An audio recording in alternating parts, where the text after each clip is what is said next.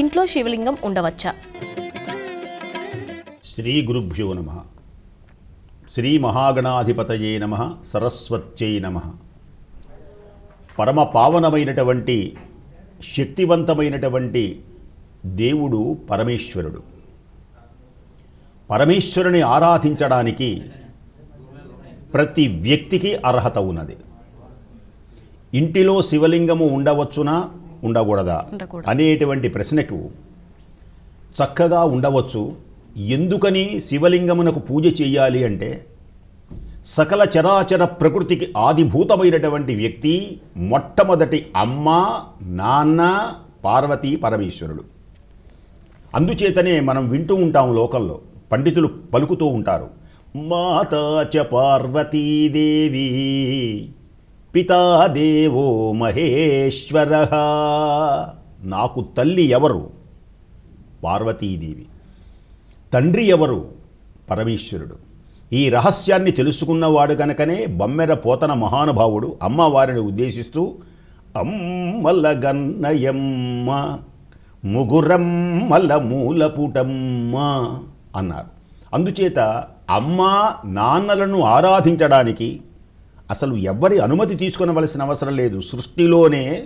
సృష్టి ధర్మంలోనే అమ్మా నాన్నను పూజ చెయ్యాలి, అమ్మా నాన్నను గౌరవించాలి. అందుచేత పరమేశ్వరుడు శివమహాపురాణాన్ని అనుసరించి ఈ భూమిపై లింగం బేరం పూజయేత్ అన్నారు. పరమేశ్వరుడే స్వయంగా బ్రహ్మ విష్ణువులతో తెలియజేసినటువంటి మాట. ఈ భూమిపై నేను లింగాకృతిలోనూ ఇలా రూపంతోనూ ఆరాధింపబడుతున్నాను. రెండు రకాల ఆరాధించవచ్చు. లింగం బేరం పూజయేత్. బేరం అంటే విగ్రహం. శివుని యొక్క విగ్రహాన్ని పూజ చేయవచ్చు, శివలింగాన్ని పూజ చేయవచ్చు. అయితే ఈ రెండిటిలో నాకు ఇష్టమైనటువంటిది ఏది అంటే, శివలింగ పూజ నాకు అత్యంత ప్రీతిపాత్రమై ఉన్నది. ఈ భూమిపై నేను 5 విధములైనటువంటి లింగాకృతులలో నేను అవతరిస్తున్నాను.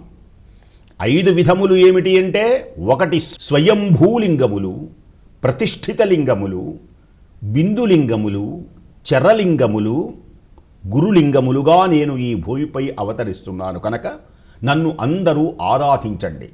గృహములలో కూడా శివలింగాన్ని ఆరాధించవచ్చు. అసలు మానవుడై పుట్టడమే కాదు, సకల చరాచర ప్రకృతి శివలింగమును ఆరాధించింది. మనం ధూర్జటి అని పేరు కలిగినటువంటి మహానుభావుడు రచించిన శ్రీకాళహస్తీశ్వర శతకంలో ఈ మానవులే కాదు, ఈ కేవలం తిన్నడే కాదు పూజ చేసింది. ఏ వేదంబు పఠించెలూత అంటాడు ఆయన. ఏ వేదంబు పఠించెలూత భుజగంబే శాస్త్రముల్ సూచే చంచే మంత్రమోహించే ఏ విద్యాభ్యసనం వనర్చెక్కరీ బోధావిర్భావ నిధానముల్ చదువులయ్యా కావు నీ పాద సంసేవాసక్తియే కాక జంతుతతికిన్ శ్రీకాళహస్తీశ్వరా. ఈ సమస్తమైనటువంటి 84 లక్షల జీవరాశులకి ఆధారభూతమైనటువంటి వాడు కనుక స్వామి నిన్ను ఆరాధిస్తున్నానని ప్రతి వ్యక్తి కూడా శివలింగమును ఇంటిలో అట్టిపెట్టుకొని చక్కగా దానిని ఆరాధించవచ్చు, పూజ చేయవచ్చు. అఖండ ఐశ్వర్య ప్రాప్తి కలుగుతుంది.